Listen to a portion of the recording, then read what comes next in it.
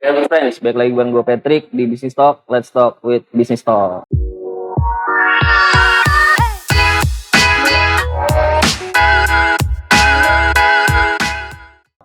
Sebelumnya gue mau ngasih tau dulu ke kalian kalau acara ini adalah acara Bustana Pangansari, perusahaan yang bergerak di bidang makanan, dan kita membawai 9 bisnis unit yang menunjang operasi bisnis kita. Oke, kalau kemarin gue udah wawancara sama Dr. Nondi dan Dr. Felix, dia yang mengurus klinik perusahaan kita ya. Mereka membahas soal aftercare, gimana kalau terjadi kecelakaan kerja di Pangansari. Sekarang di sebelah gua udah ada salah satu personil nih dari divisi yang mencegah. Kalau lebih baik mencegah daripada mengobati. Kalau si klinik mengobati, kalau divisi ini mencegah. Apalagi kalau bukan divisi QASE, dan gua udah bareng Mongga. Halo Mongga. Halo Bang. Gimana, sehat Mongga? Alhamdulillah sehat. Alhamdulillah. Kalau dari QSC udah pasti sehat, karena dia tahu nih prosedurnya biar sehat tuh gimana ya kan. Oke, mau nggak?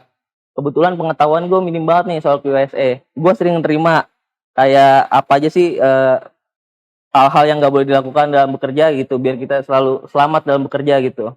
Tapi kalau dalam skop lebih luas lagi, gue belum terlalu paham nih tentang QSE. Bisa dijelasin nggak nih? QSE itu fungsinya QSE di perusahaan itu apa sih? Terkait QHSE ya berarti ya. Betul. QHSE itu perannya sangat besar Mas, itu terhadap bisnis sendiri, terhadap perusahaan itu sendiri.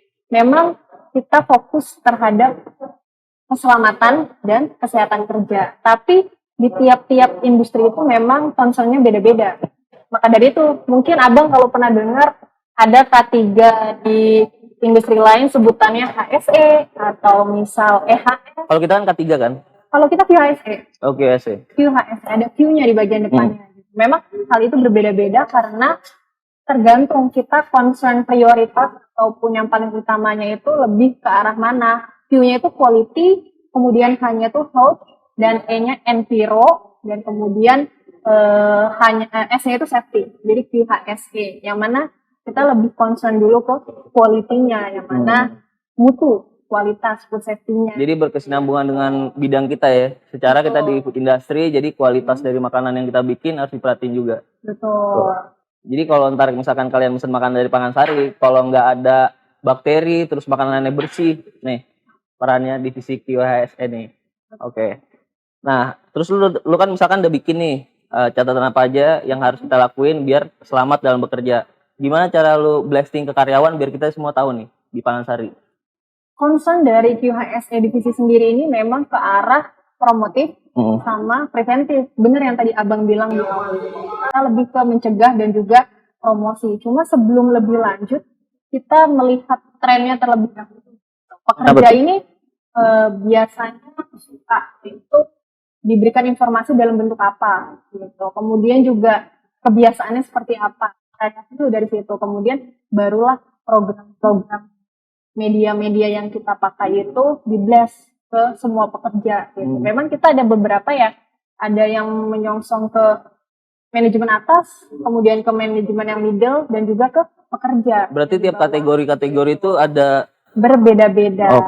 Melihat dulu orang yang disasar itu siapa, background-nya apa, kemudian kebiasaannya itu apa gitu. Beda mungkin yang sudah top manajemen gitu. Kita akan lebih menyasar ke safety leadership-nya itu sendiri, bagaimana para atasan-atasan itu membuat policy, kebijakan yang bisa mengangkat dia semuanya aware gitu. Kemudian di bagian middle kita akan buat sistem manajemen itu berkembang, bekerja gitu. Sistem manajemen K3 ya, K3, lingkungan, kemudian quality-nya, kemudian kita buat programnya seperti apa yang bisa dipakai oleh seluruh project site gitu. Kemudian di bagian bottom-nya itu kita budayakan atau kita bentuk habit mereka yang sadar akan K3 gitu. Jadi biar mereka bekerja itu secara naluriah gitu. Memang berdasar hati sudah tahu apa yang harus dilakukan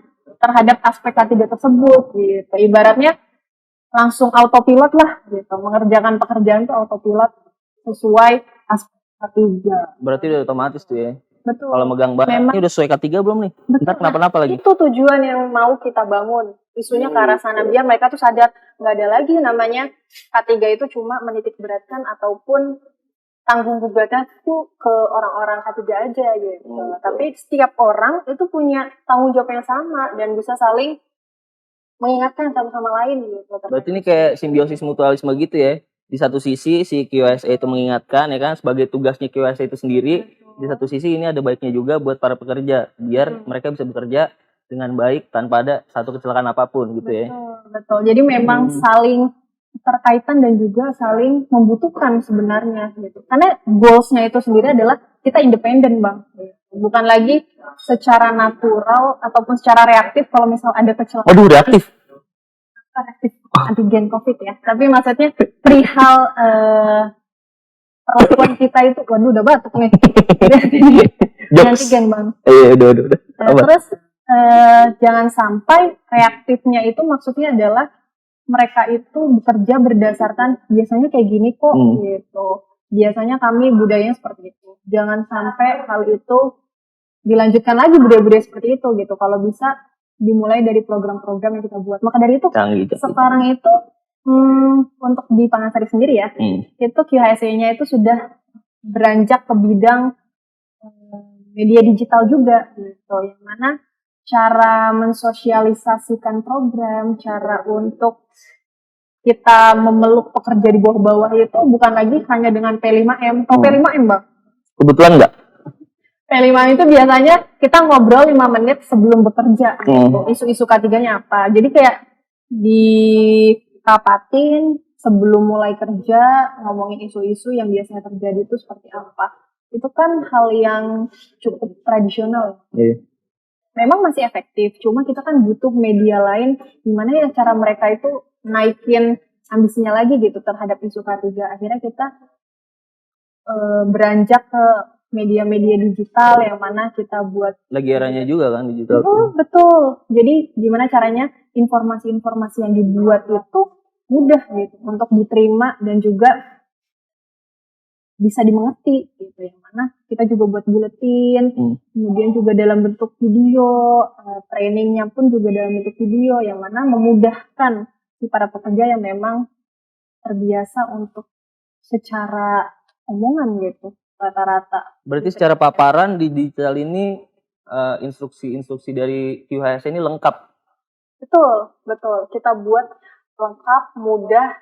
Yang penting mudah dimengerti dulu, Bang. Nggak perlu semua tuh dijejelkan atau disuapin hal yang banyak gitu. Yang penting hal-hal yang kita tularkan atau kita bisa kasih itu bertahap, tapi sedikit. Nanti informasinya tuh nggak luber. Gitu. Soalnya buat apa nih lu udah buat banyak-banyak regulasi segala macam tapi nggak dibaca. Nanti imbasnya ya semoga nggak terjadi lah kecelakaan kerja kayak gitu.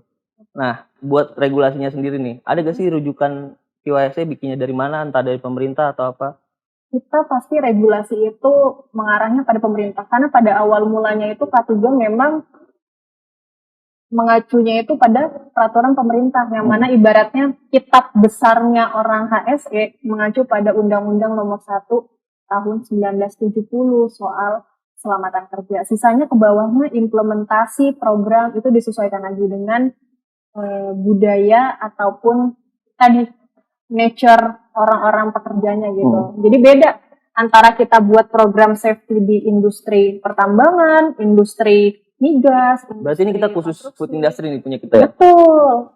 Agak unik sih, Bang. HSE di bidang food industry ini agak unik. Kenapa? Karena HSE-nya itu biasanya kan HSE di industri lain itu hanya menyongsong pada safety di pekerjanya ya. Iya benar. Kita fokus pada pekerjanya, jangan sampai sakit, jangan sampai ada kecelakaan, jangan sampai ada insiden gitu kan ya. Cuma di food industry ini kita lebih ke arah quality, ke produk yang kita hasilkan juga menjadi poin penting gitu. Jangan sampai ada kontaminasi, jangan ada pencemaran gitu ibaratnya. Jadi ada dua hal yang harus kita perhatikan, ada quality dan juga ada safety and health pada si pekerjanya itu gitu. Berarti sesuai dengan industri di mana kita bergerak ya, food industry. Yang jadi ujung tombaknya itu ya makanan itu sendiri, tapi karyawannya juga jangan sampai dilupain gitu. Jadi ada regulasi buat makanan biar nggak terkontaminasi dan lain-lain. Karyawannya juga diinstruksikan gimana caranya selamat dalam bekerja gitu. Berarti yang ditekenin tuh makanan, terus pekerja, ya kan? Dan itu berbeda tuh dari bidang-bidang lain kalau punya kita sendiri. Betul, sangat berbeda Bang. Apalagi ibaratnya ya, musuhnya untuk industri-industri makanan itu adalah Waduh, musuh. ya kita bilang ya. Musuh. Soalnya kalau Kita saya lawan nih. bilang risiko bahaya ini ya, orang terlalu mikirnya bahaya itu hal yang sangat menakutkan gitu, hal yang besar. Memang kalau itu tidak dicegah gitu. Cuma kalau ngomongin soal makanan, itu musuh besarnya itu sebenarnya kasat mata Bang, alias nggak kelihatan gitu, alias bahaya-bahaya biologis kayak bakteri. Bener, kerasanya pas udah ditelan. Betul, jadi efeknya nggak beda ya. Kalau safety itu kan orang misal nggak pakai helm, terus ketiban alat material yang di atas langsung Amit-amit ya. kelihatan. Langsung kelihatan gitu insidennya di depan mata, kita bisa lihat orang tersebut cedera gitu. Sedangkan kalau makan nggak langsung, setelah makan itu ada efeknya, dia keracunan dan pasti ada beberapa jam setelahnya atau bahkan itu bentuknya terakumulasi ya gitu. Jadi bahaya-bahaya tersebut malah yang nggak kelihatan ini yang ternyata jadi es di bawah permukaan laut gitu. Jadi momok Betul. buat para konsumen. Tapi tenang, kita punya QSA yang mengendalikan makanan kita. Jadi santai gitu. Oke, kita udah bahas panjang lebar nih soal preventif. Terus aftercare-nya kalau misalkan jadi. Untungnya di Pangansari kita punya in-house clinic. Kok Pangansari lengkap banget sih? Heran dah. Pokoknya the best lah di Pangansari gitu ya. Oh gitu ya? Dari mulai pencegahan, promotif, dan sampai kalau misalnya amit-amit ya Bang, amit-amit terjadi insiden gitu ya. Kita punya in-house clinic yang sudah memfasilitasi gitu. Cuma kalau misal ternyata butuh penanganan lebih lanjut, kita juga udah punya rumah sakit rujukan gitu, yang mana bisa menerima selama 24 jam. Tapi amit-amitnya jangan sampai itu terjadi gitu ya, kalau insiden-insiden tersebut. Karena selama ini insiden-insidennya kebanyakan memang first aid gitu. Dan itu juga kurvanya selalu menurun gitu, alhamdulillahnya. Karena apa? Karena program-program yang dibawakan ternyata bisa menyasar nih ke pekerjanya, udah mulai aware terhadap penggunaan APD, kemudian cara penggunaannya seperti apa, kebiasaan harusnya masuk tuh udah well prepared, udah mau masak gitu. Jadi semua udah terorganize. Mungkin grafiknya sempat tinggi pas COVID kali ya? Itu karena case COVID ya. Kalau COVID kan itu isu eksternal ya, mana kita semua mengalami, semua bidang industri mengalami gitu. Itu memang hal yang paling buruk bagi dunia HSE sebenarnya COVID itu tuh. Kita nggak bisa cegah. Di luar kendali kita gitu. Betul, memang bisa cegah, cuma mungkin nggak cegah ya, tapi meminimalisasi adanya penyebaran. Wah, waktu lagi COVID beredar tuh lagi rame-ramenya QHSE. Pakai masker, cuci tangan biar mengalir. Jangan lupa disinfektan tuh QHSE kita. Top lah, gue acungin jempol dah QHSE kita. Jadi pekerjaannya meliputi keselamatan manusia, ini gokil sih. Apalagi kita nggak tahu kan faktor-faktor yang bisa menyebabkan kecelakaan kerja dan lain-lain. Nah, preventifnya ini QHSE yang kayak tadi jelasin mau nggak? Semuanya udah dirangkum di digital ada. Di mana mau nggak coba kasih tahu? Jadi kita nanti juga akan provide digitalisasi juga ya, Bang. Jadi HSE itu nggak cuma berada di balik meja ya, mana pengurusan report, investigasi, semua itu base-nya itu adalah atas gitu. Kita harus, bahkan ini PR untuk semua orang HSE ya, karena biasanya memang seperti itu, kita base-nya on paper, jadi harus semua beralih ke digital. Apalagi udah zaman 5.0 ya Bang, udah nggak 4.0 lagi gitu, yang mana semua base-nya digitalisasi gitu. Kita pun akan mencoba untuk mengarah ke sana mulai dari sekarang, dan bagian dari promosinya pun juga mengarah ke sana. Kita udah bukan lagi perihal promosi di meeting, memang di meeting masih dibawa ya isu-isu KTB itu, cuma untuk pekerjaannya itu dalam bentuk-bentuk yang memang tadi yang saya bilang lebih bervariasi, nggak monoton, dan juga bisa engage untuk si pekerja-pekerjanya. Oke, medianya banyak, ada tatap muka, ada juga di digital. Oke. Gue rasa udah cukup lengkap nih penjelasan dari Mongga. Makasih Mongga, udah mau mampir ke Bisnis Talk. Semoga lu nggak dipaksa ya sama pentolan Bisnis Talk. Ini nggak ada paksaan kan? Digital marketing, bro. Bestie, bro. Kita punya julukan juga dari Mongga. Dikmart. Digital marketing. Nikmat. Setuju nggak? Mesti lo pertimbangan tuh. Label Dikmart di dada lo. Oke, buat teman-teman, jangan lupa kalau Bisnis Talk ini tayang setiap hari apa, brother? Tiap hari Kamis jam 9, bener. Selasa. Ini Bisnis Talk. Enggak lah, tetap keren Bisnis Talk pokoknya.